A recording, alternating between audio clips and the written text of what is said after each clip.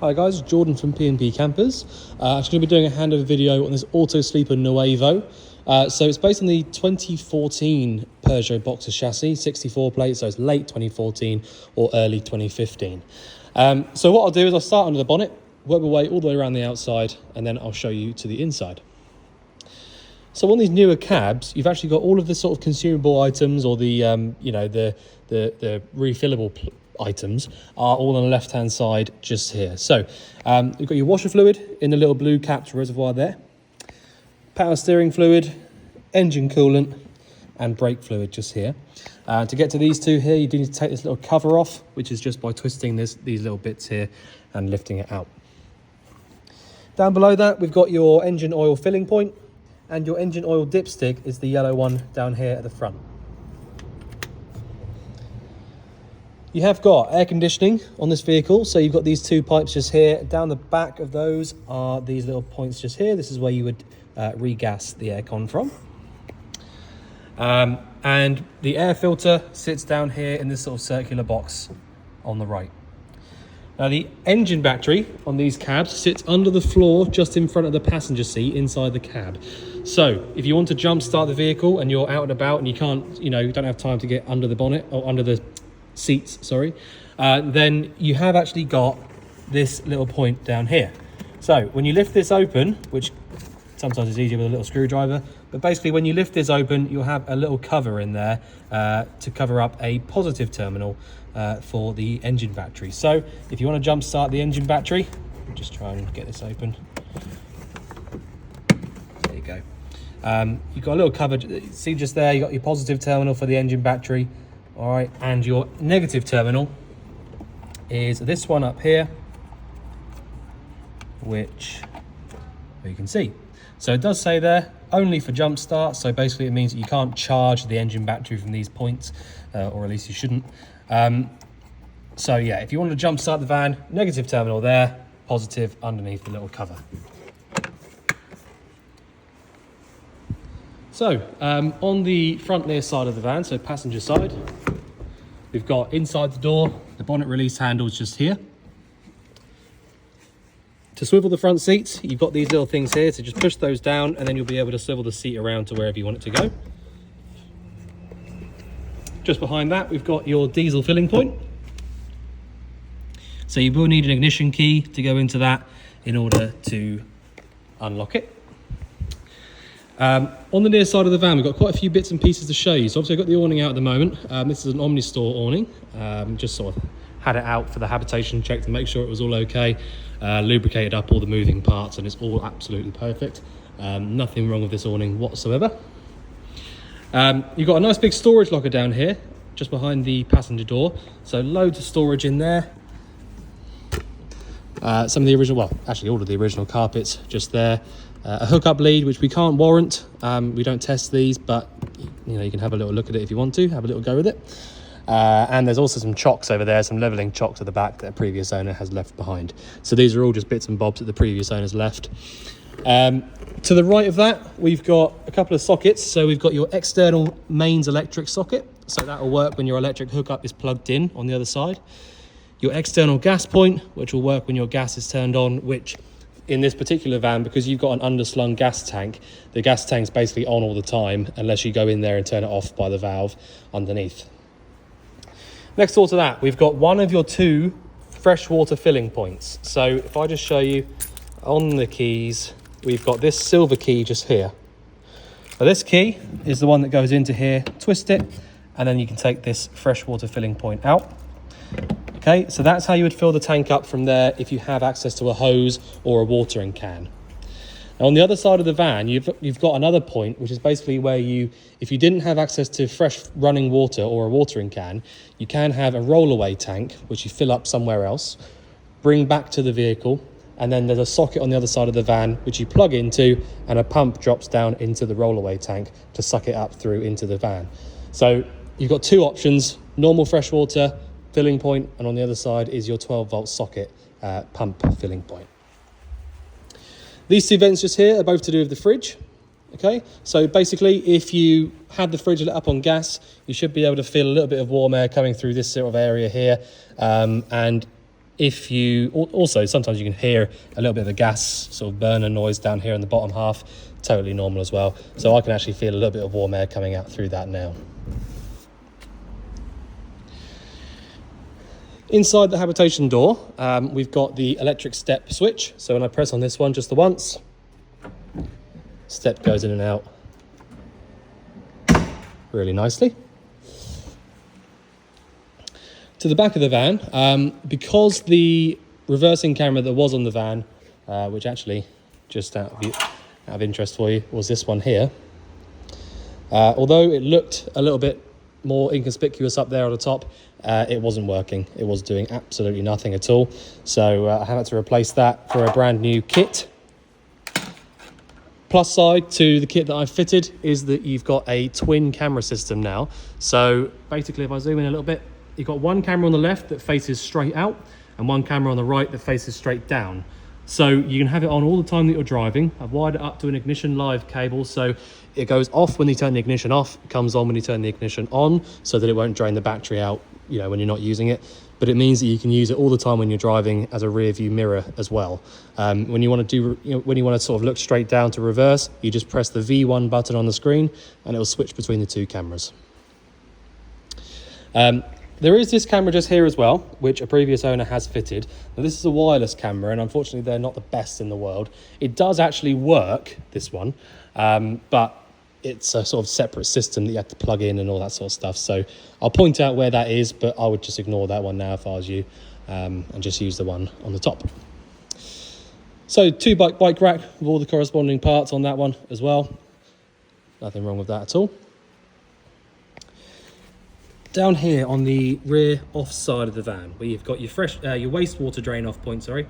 So just literally twisting that 90 degrees will allow the water to start coming out from there. The freshwater drain off point, just whilst we're on that point there, is this one just here towards the front with the blue front. So these two lockers just here. So I'm just going to unlock these. Not sure why I locked them, but so got a couple of keys on the fob. Let's just try it out whilst we're here, see which one's which. So blue key just here is for the toilet. So I've unlocked that now, so I can press it in. I'm going to press both of these buttons in at the same time, and that will allow us to open the door. Above this is your wastewater, sorry, not your wastewater, your flush fluid reservoir, which opens up with the key, which is on the same key ring as this. So your flush fluid goes in there. That's your pre-mixed pink fluid that goes into that one, and basically just fill it up until you need to, until you can just about see it down there in there. So you can fill it up quite a lot. So basically all you need to know is how to drain it out, really. So lift up on the little yellow tab down here in order to take the cassette out. Once you've got it to this point here, you'll then be able to take it all the way out and take it to wherever you need to go to. You obviously drain it out from this point just here, so you unscrew this and drain it out from there.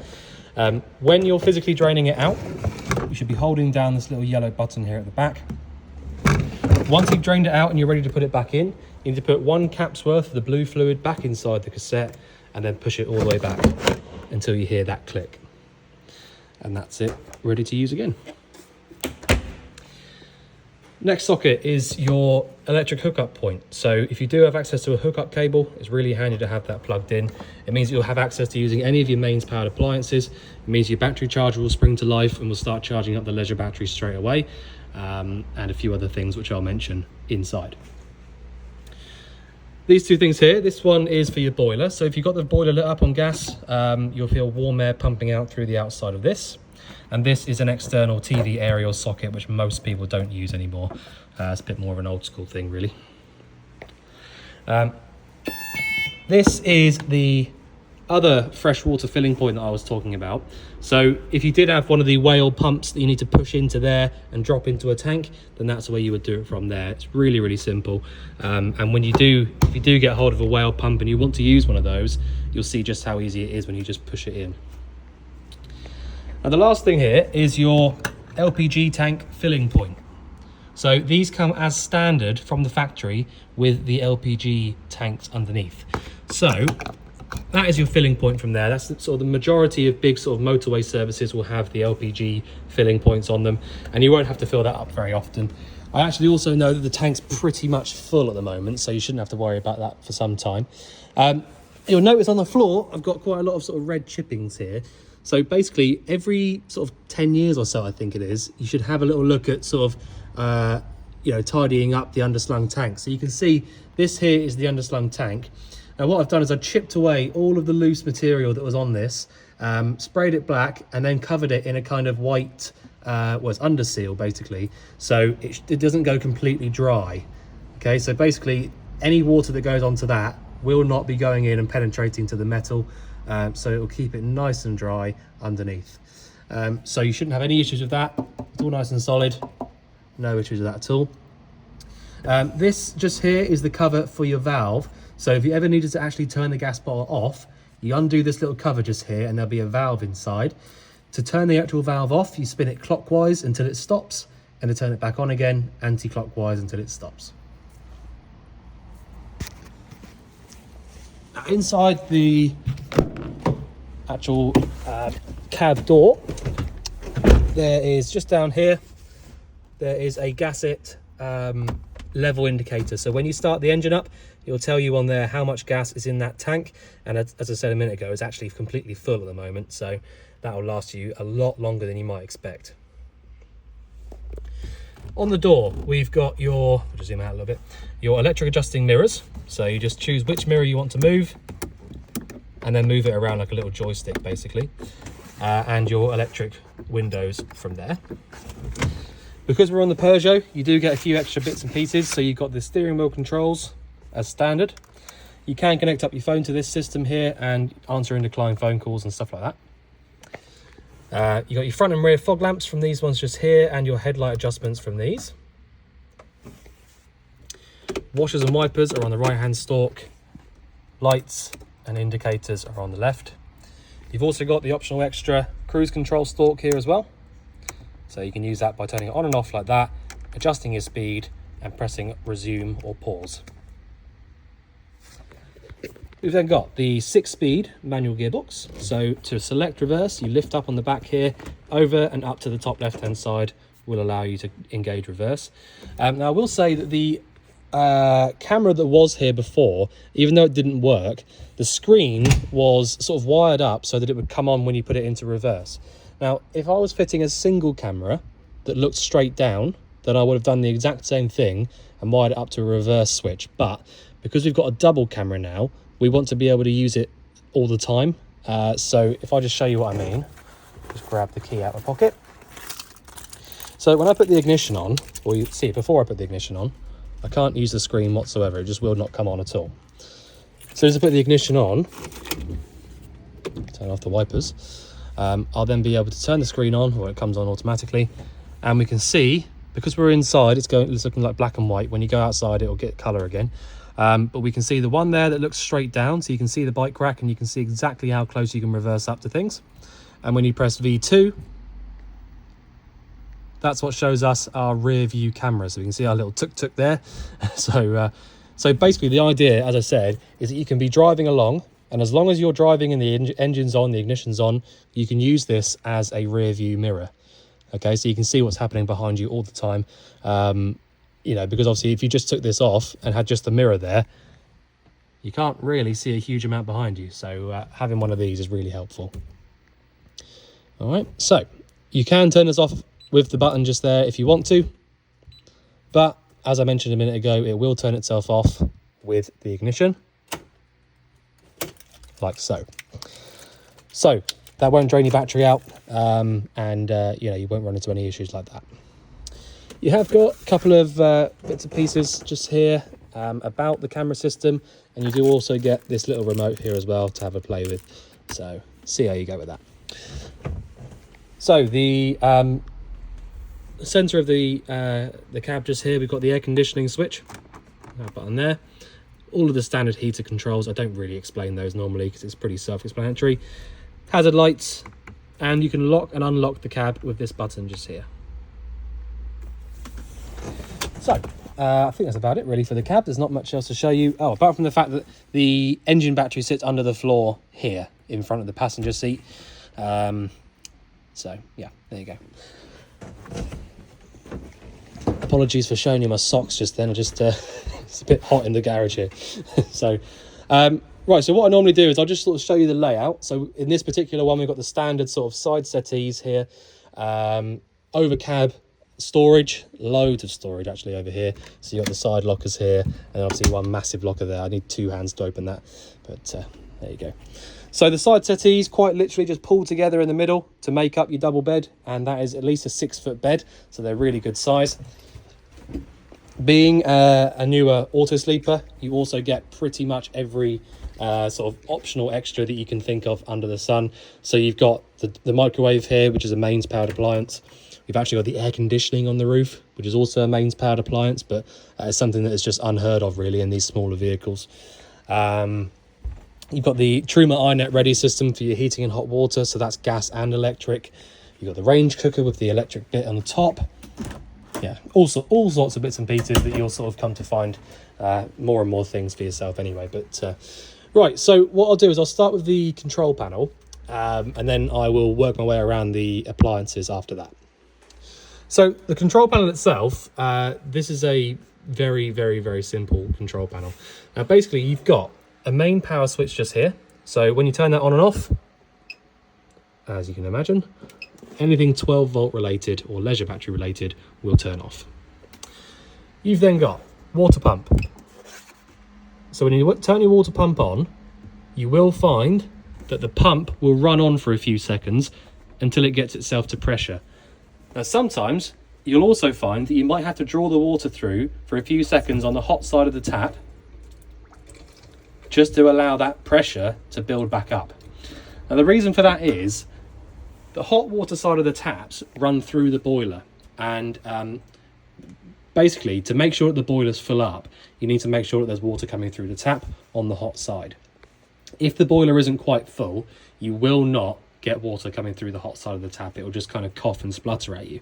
So doing that, just double checking the water's coming through nice and clearly like that, you know, it takes 2 seconds, but it saves you from sort of overheating the boiler if it's empty. So if you draw the water through on the hot side of the tap and you don't get anything coming through, just allow that tap to stay open for a little bit longer and wait for it to start coming back through again to ensure that the boiler is full. The other 2 buttons just here, we've got aux, so that is for your awning light on this particular van.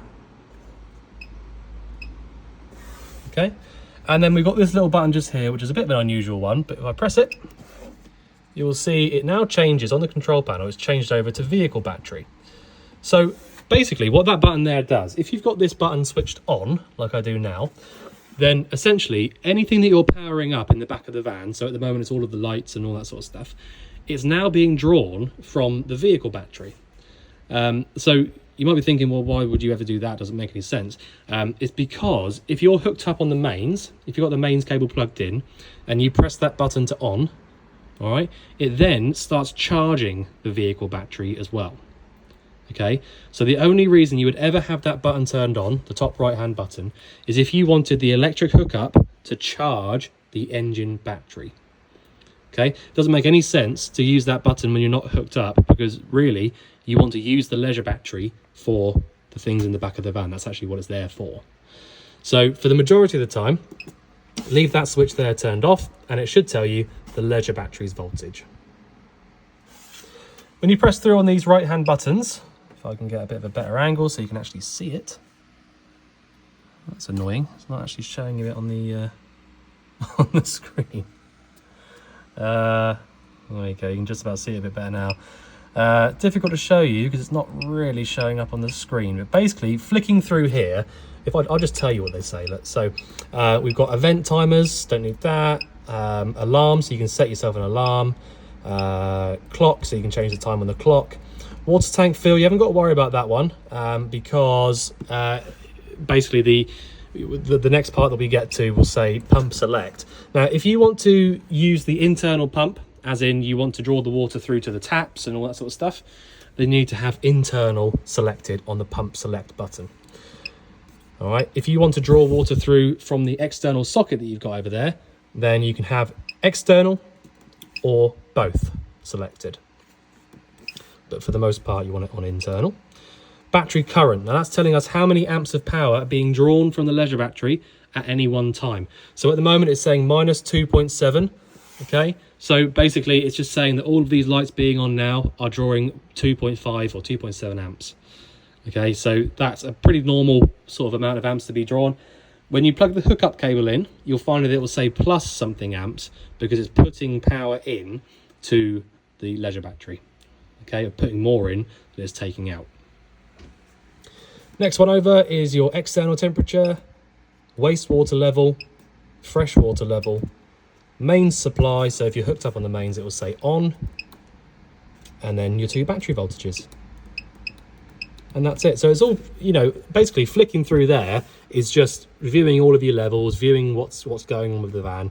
And on the left is, you know, turning the actual things on. Now above this, we've got a freshwater tank heater. Okay, so you can turn it on and off from there.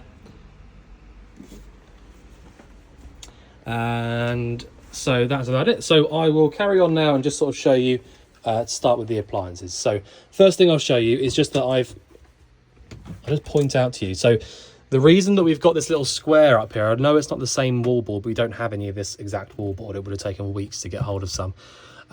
So what I've done is I've made this little square here.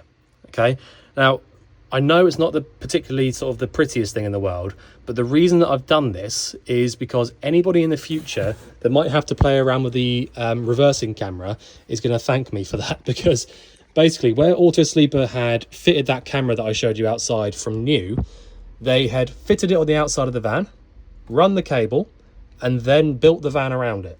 And I'm being dead serious when I say that. I had to literally cut a hole out of the wallboard in there, dig right the way through everything in order to get to the back of that camera to take it out. So it was an absolute nightmare. So I've put this square on with 4 screws so you can in the future take that out and get to the back of the camera really easily. So that would have made a lot more sense for them to do it like that, but they didn't, so that's why we've done it. So run the cable down there, across here and across here. Now this is the only place that you're going to see this cable running through the entire van. Okay, it comes down this little column here, down out through the floor, and then all the way through underneath the van up to the front. Okay, so you shouldn't see it anywhere else other than in the back of those 2 cupboards. So the water system, as I mentioned a minute ago, you've got the cold and the hot. Okay, now the hot side of the system is a lot more complicated than it's not complicated, but it's more complicated than the freshwater system. Now the freshwater will literally just be drawn through the pump straight to the tap. Okay, it doesn't have to go anywhere first, it just goes straight to the tap.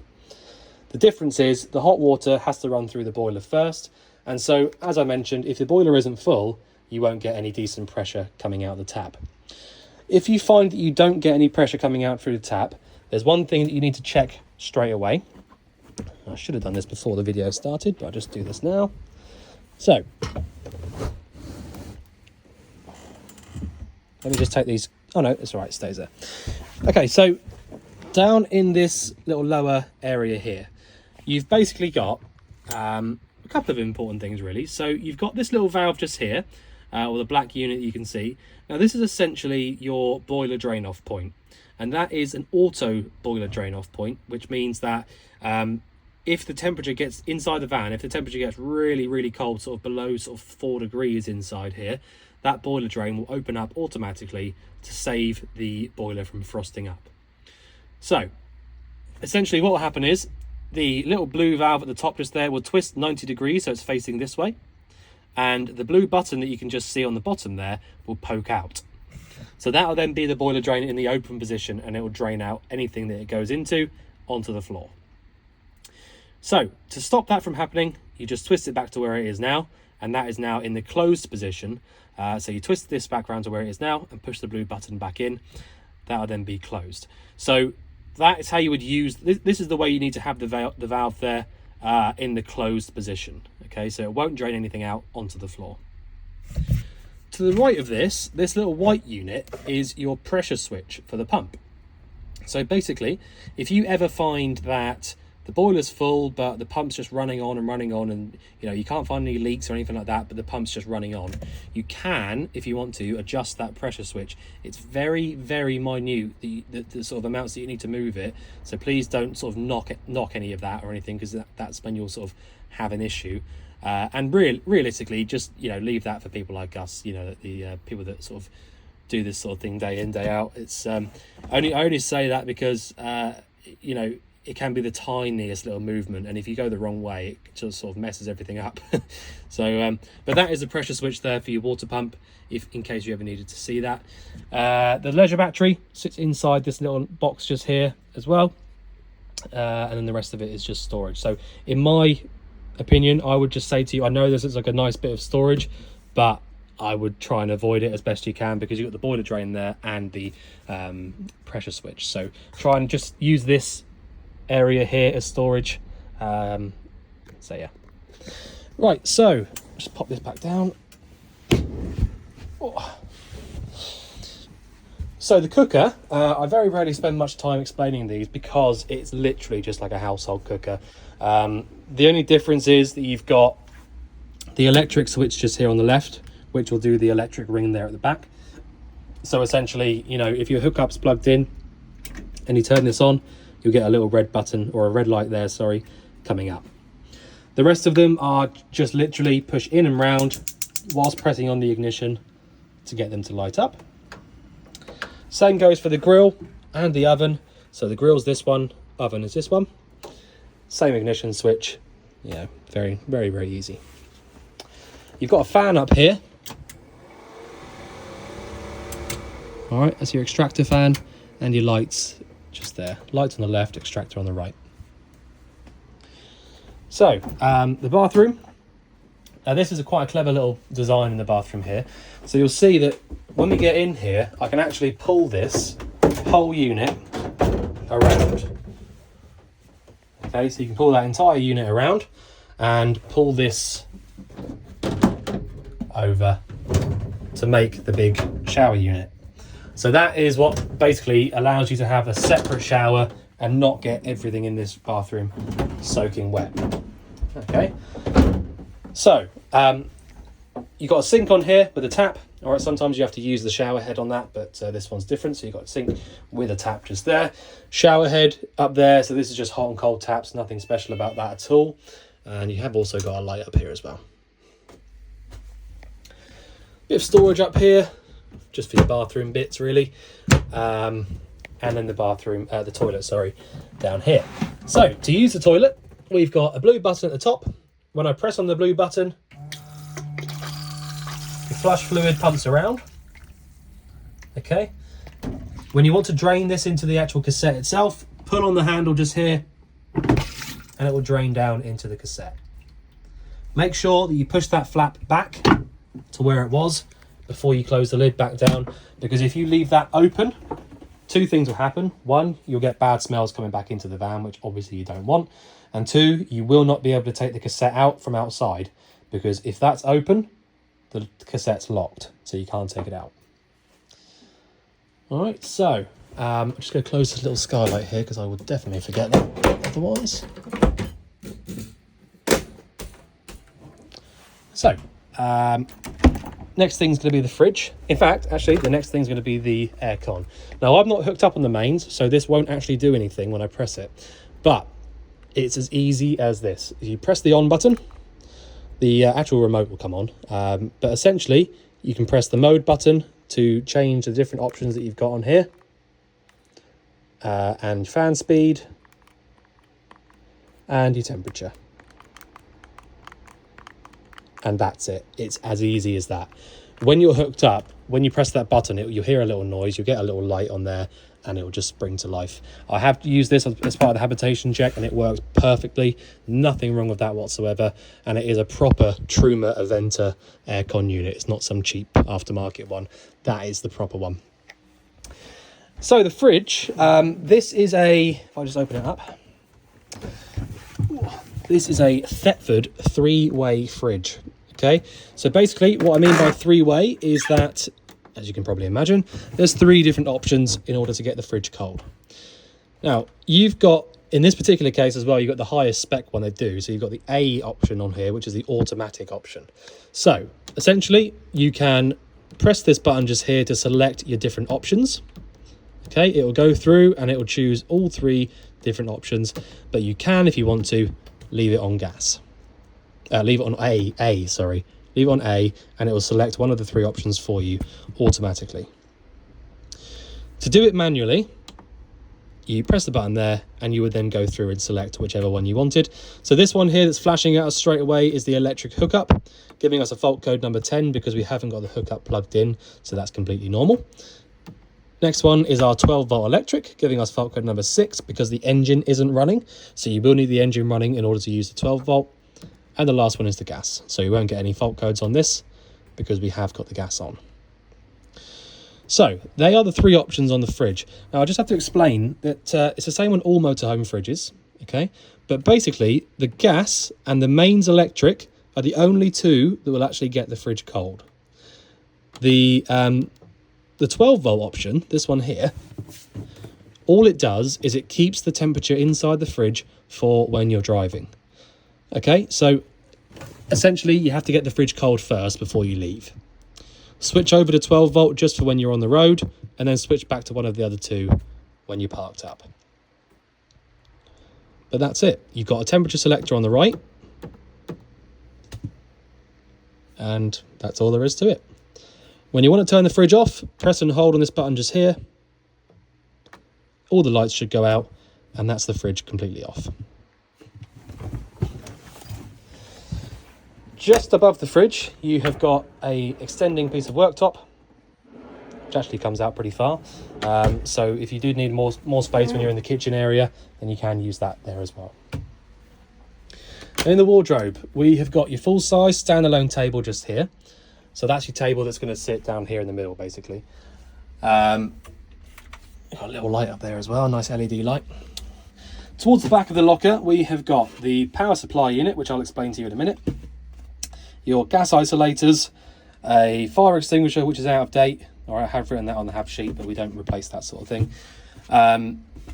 Another table, so this table here, basically you use this table leg, slots into the little metal slot on the floor, and then the table slots onto the top. Paperwork for the vehicle is just this one in here. And then we've got your tilt and turn TV aerial with booster there as well. So the booster gets turned on and off from the little switch on here where I'm clicking it now. And the TV aerial, undo it from here and basically move it up and around until you get a green signal on here. So we probably won't get it because we're inside. Nah. So we're inside of the motor, so it's not going to get a signal, but there you go. Easy as anything else.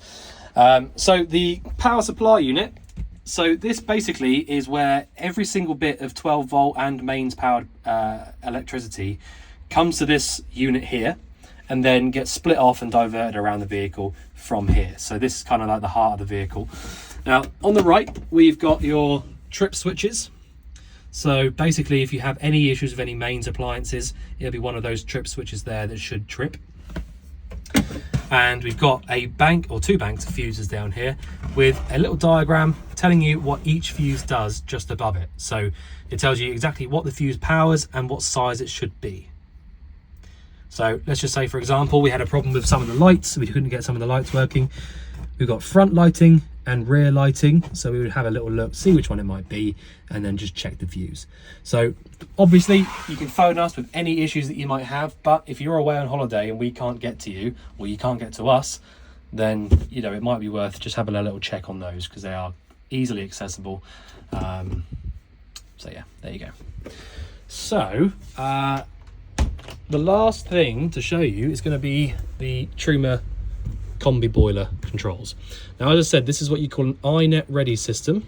So essentially it's all one unit. Okay, it's just got this one screen for your heating and hot water. So when I press on this button just here, it gives us our menu screen, and it gives us 4 options along the top, 3 options along the bottom. Now the top 2 here, we've got heating, we've got hot water, And then we've got the energy and the fan speed. Okay, so I know I said top 2, but that's the top 4. So first of all, we need to select which energy we want the boiler to use. Now at the moment, I haven't got the hookup cable plugged in, so I have to use the gas. So I'll go back over to the energy selector, this one here, press on that, and then select gas. So that is now gas only. I can then choose what I want the boiler to actually do. So let's just say I want the heating to come on. Select the first one, scroll through and select my temperature. Turn it on, and now you can see we've got a flame symbol above the heating, a gas symbol telling us that it's working on gas, and a symbol there telling us that the fan is on low. So now we've got something above that black line. It means that the boiler is on and it's doing something. If I also want the water to get hot, I can select 40, 60 or boost, and they are the 2 or the 3 different temperatures that we've got for the water. Press on that one, and we've now got an additional thing above the black line telling us that the heating's on and the hot water is on. Okay, so if we had the electric hookup plugged in as well, we could use mix 1 or mix 2, which is a mixture of gas and electric at the same time. Electric 1 is basically about 4 amps and 2 is about 8. So we do also, of course, have the option of electric 1 and electric 2. So that's if you didn't have any gas at all, but you did have the hookup plugged in, you can use it on just electric. For the time being, I need to leave it on gas because that's the only option that I've got at the moment. So off, off, and now there's nothing above the black line, so the boiler is off. Now, the last thing to point out is that this little fan symbol over here, when you don't have the heating on, you can actually use it just as a vent. So when I slide across and press vent, I can select between 1 and 10, and that will basically just start pumping cool air around these vents. So when you select vent and you get this little sort of circular symbol up the top here, that means it's not doing any heating, but it is just pumping around air. Okay, so go back over to this one here, off, and then nothing above the black line means the boiler's off.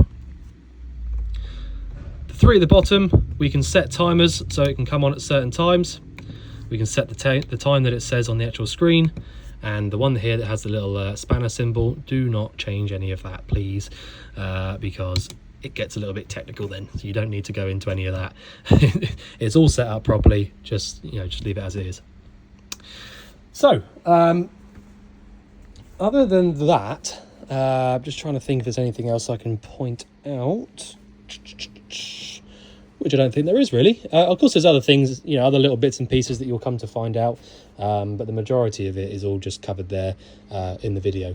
So if there's anything you think I've missed out or anything you want going over again, just give us a shout. But otherwise, we look forward to seeing you soon.